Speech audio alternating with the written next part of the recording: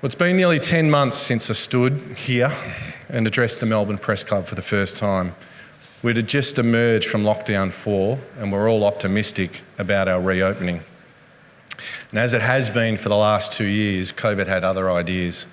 A short time later, we went into lockdown 5 and then pretty quickly into lockdown 6, the lockdown to end all lockdowns and hopefully the last.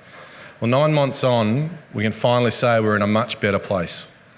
I think we're wiser, I think we're stronger, I think we're definitely more determined, but there's no question we're more resilient. It's a great word, resilient, the perfect antidote to that word COVID. Today I want to talk about resilience and how business in particular has not only come through the pandemic, but how it's emerging on the other side. About recovery, and that's another great word. And I want to talk about how COVID has given us an opportunity to rethink the way we live and work. I want to talk about what we've learnt and about what really matters. There'll be many stories told in the years to come about the pandemic and particularly how it affected us here in Melbourne. Today I want to share just one of them with you. It's a story about a small business and it personifies resilience. It was towards the end of 2020 and we were slowly emerging from the long lockdown. I think that was lockdown 2. When I got a call from my good friend, and actually a good friend of many in this room, Peter Sidwell. He said to me, could I go and see a barber in the CBD that he knew? I thought, now Pete, my hair's not that bad at the time, although it was a bit unruly, a bit like today, but that wasn't Peter's motivation.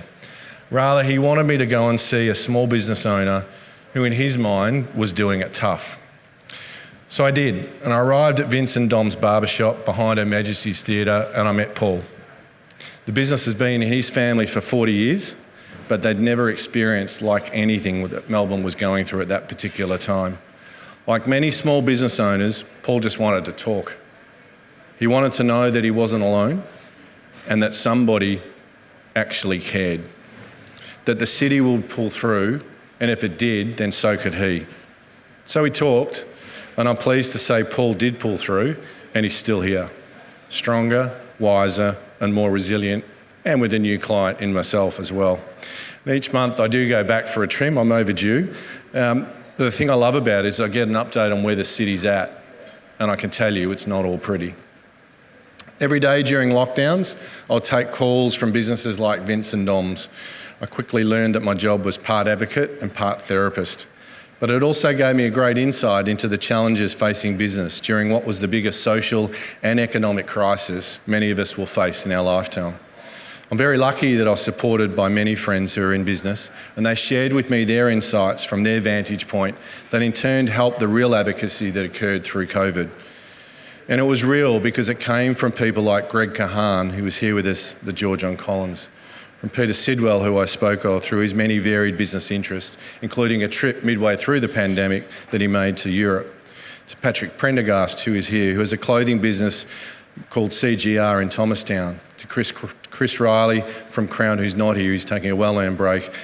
Crown, the largest single employer in this state, and in fact many other businesses across the state as well. There's no doubt these people are my friends, and I'm proud to call them my friends, but as business owners and leaders, they also shared valuable insights that helped shape our advocacy over the years. I've often asked myself what kept businesses like theirs and many others going. And I think they are the same values that drove my grandparents when they immigrated to Australia from Italy back in the 1930s.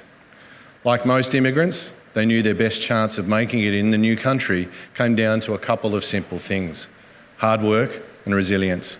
One grew tomatoes in Shepparton, the other started a strawberry farm in Sylvan and actually became the first person to sell those strawberries roadside many miles away from Sylvan on the Princess Highway. Hard work and resilience, the same values that were passed down from me from my parents when I started my working life. I started a newspaper round with my mate Derek when I was 7 years old and did it right through till when I was 16. Oh, for those rounds to have continued. My first full-time job after finishing university was with Motorola. But I continued to work Friday nights at a bottle shop, and then on Saturdays I was a car park attendant at VFL Park.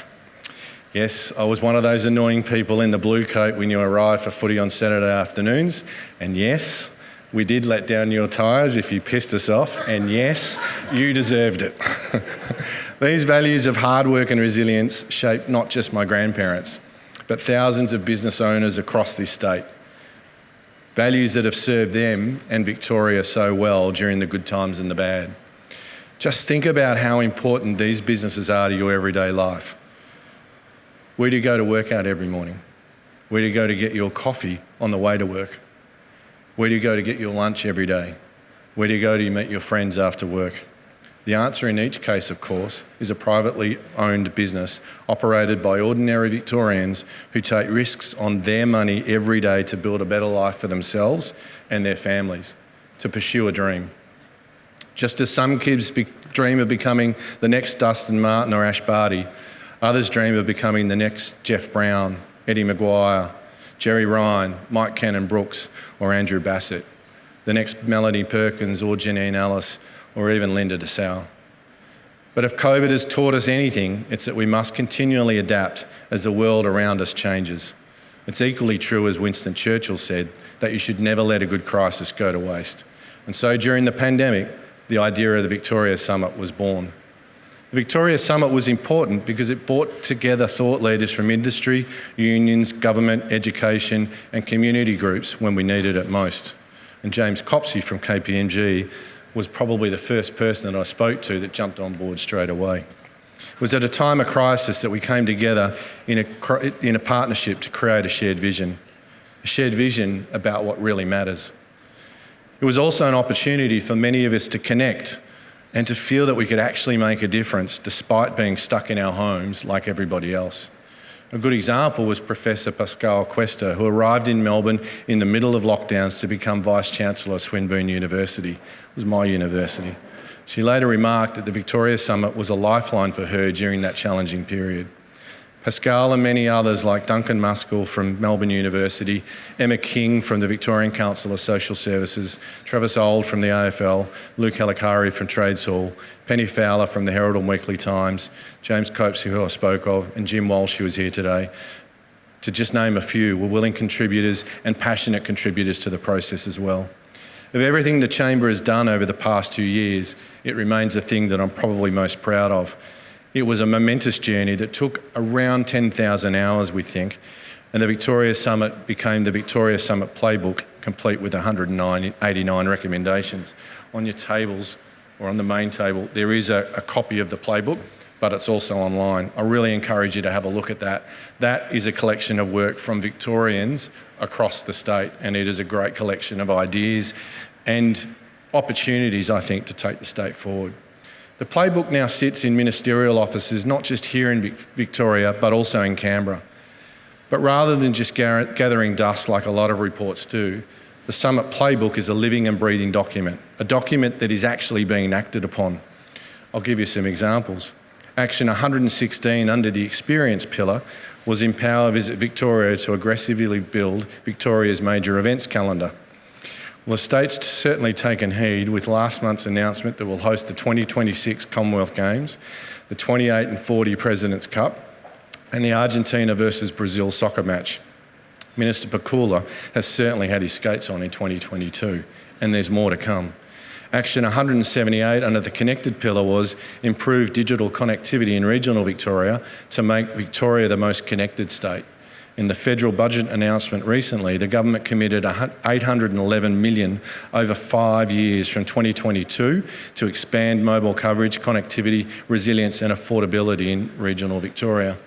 And just this morning, the Premier announced $278 million for new VCE vocational major and Victorian pathway certificates to replace VCAL. This aligns directly with Action 39. Reduce the costs associated with gaining a tertiary education to increase accessibility to education and training. We also asked for a better vet pathways in our state budget submission, so it gets a big tick from us at the Victorian Chamber.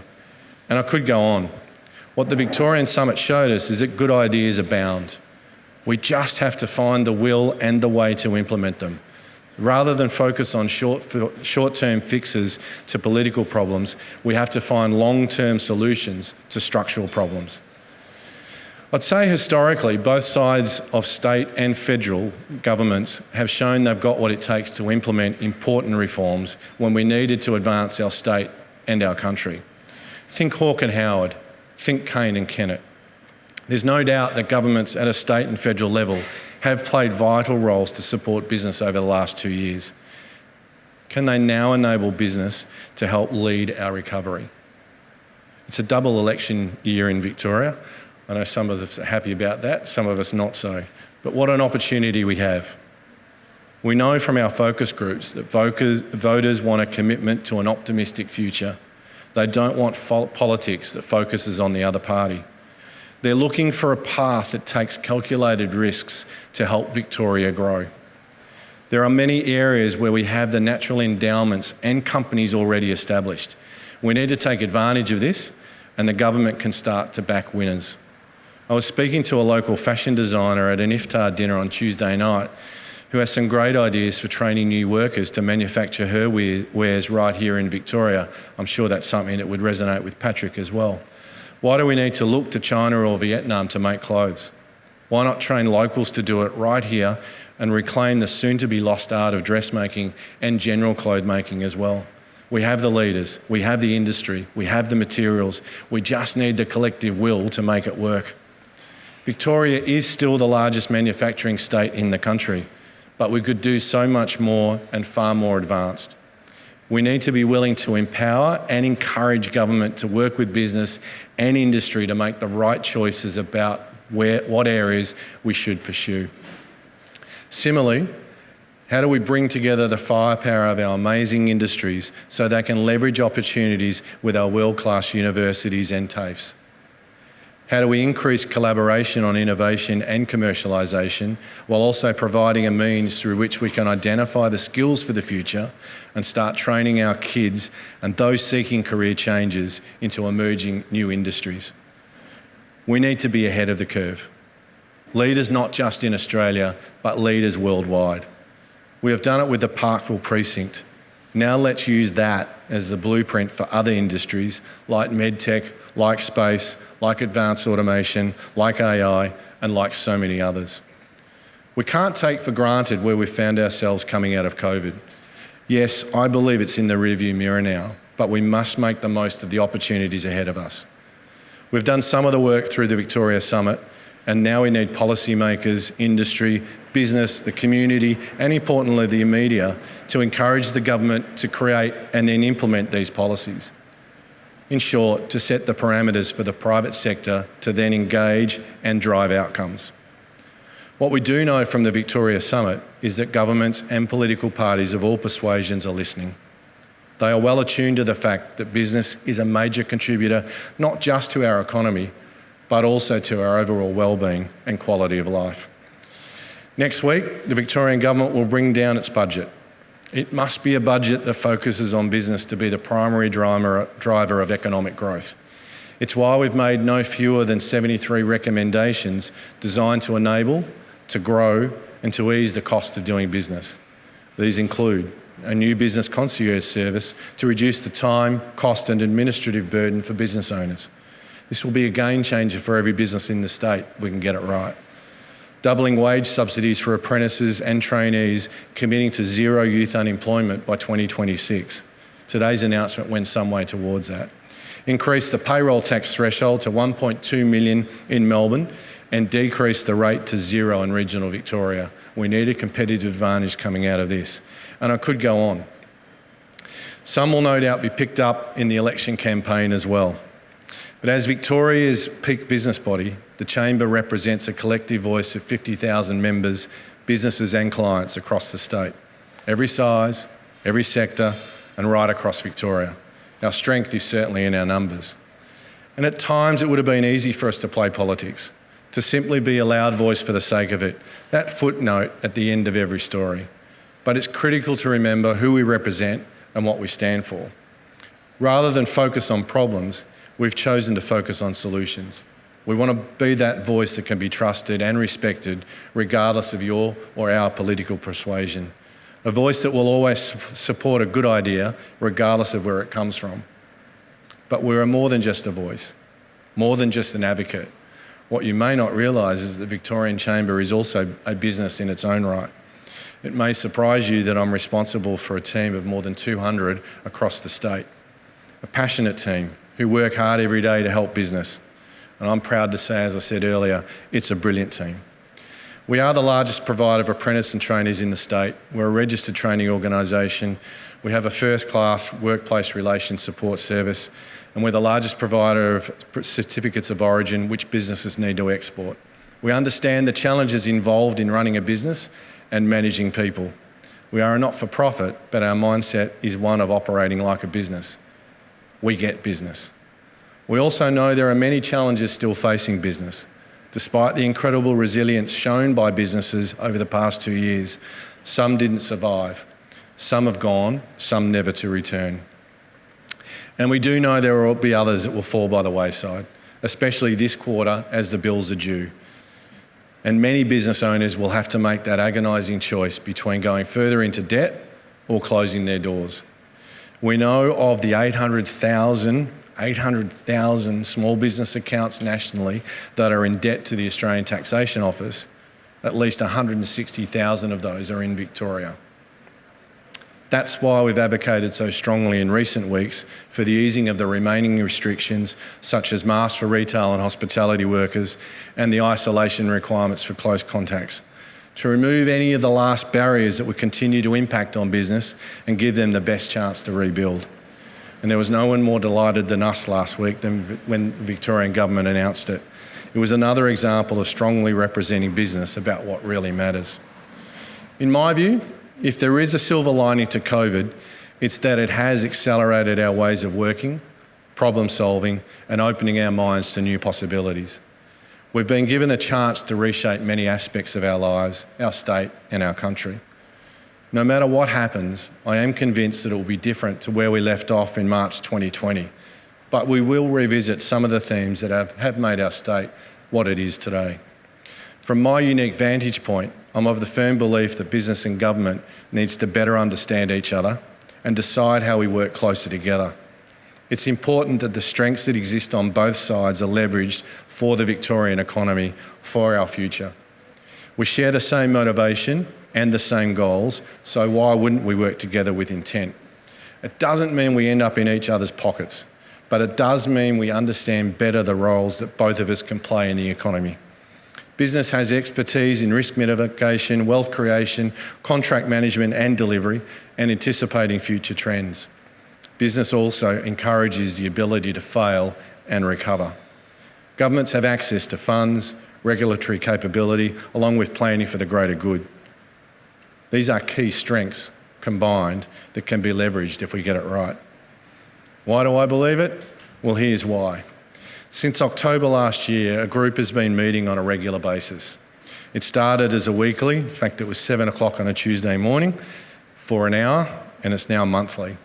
It's called the Economic Restart and Recovery Committee, and it's jointly chaired by the Department of Jobs, Precinct and Region Secretary Simon Femister and myself. It brings together government and industry leaders and was backed by Minister Pakula, who has attended every meeting, as has Minister Pulford. Each week issues were discussed, insights shared and resolutions aired. We got things done so that business could endure. And we'll keep getting things done because it's important that government and industry continues to work together as part of our recovery. We pushed hard to set up the committee to ensure that the voice of business was heard. And we did not miss the opportunity to put the business case and offer our intelligence and advice on how we could help. It got solutions and it resulted in action. It's this sense of purpose that will be the defining theme coming out of COVID. We've had 2 years to think in a way that we haven't since we were kids. That treadmill of life slowed and the rat race stopped. We didn't rush here, we didn't rush there because we couldn't. Purpose is what will drive us next. It will help us crystallise what really matters. Resilience and recovery are great links to purpose, and what matters will give us the focus to deliver. We will each have a personal context of what matters, but there will also be a business and a state context of what matters. And it's in the things that matters that lies the greatest opportunity to take our recovery to the next level. Leveraged properly, March 2020 should become so yesterday, as we like to say. So what have we learned and what really matters? Well, business matters. because it creates jobs, innovation, and helps shapes our culture and society. And it will lead our recovery. When the economy slows and spending stops, businesses and people suffer. Let's never take business for granted again. It's the heartbeat of our community. Education, skills and training matter, as it will help us properly address staff shortages and open career pathways for young people. Our universities and TAFEs will play a vital role. Supply chain matters. If you can't get the goods or parts you need or at the price you can afford, you can't sell them. If you can't make money, you go broke. We have an opportunity to address it and ensure a whole lot more of our future. Startups and entrepreneurial thinking matters. My grandfather doubled in this with the roadside selling. He sold the truck out and went back again and then decided to carve a driveway at the farmyard for customers. Innovation runs through our veins in this state. I think Nick Sims in the room, who's an expert at innovation as well. Migration matters, as it fuels economic growth and prosperity and enriches our society in so many ways. Our skilled workers, international students and backpackers should never be taken for granted again. Mental health matters, particularly that of young people, many of whom have been suffering acute isolation over the past 2 years. Addressing climate change matters, as it's the future of our planet. 2050 is fast approaching, so let's lead the change. It makes economic sense too, by the way. Just ask Aaron Wood, who is here with us today, about that. Inclusion and diversity matters, as it acknowledges and values difference. We need to ensure our businesses are open for everybody. Your team and your staff matter, so establish the environment that you know that they can thrive in. The CBD matters, as it's still our most important business and cultural hub. It's a shared responsibility to revive it, but also to reimagine it. The CBD is our gateway to the state, but there is enough noise from people I respect about the cleanliness, graffiti, homelessness, ask Brendan Noddle, who is here today, and bike lanes on our major thoroughfares to know that there is an issue that needs attention. We need to strive to regain the mantle of the world's most livable city, and I know that rests heavily on people like Joel Blackwell, who's in the room today as well. Our regions matter. We've known it, but now we believe it.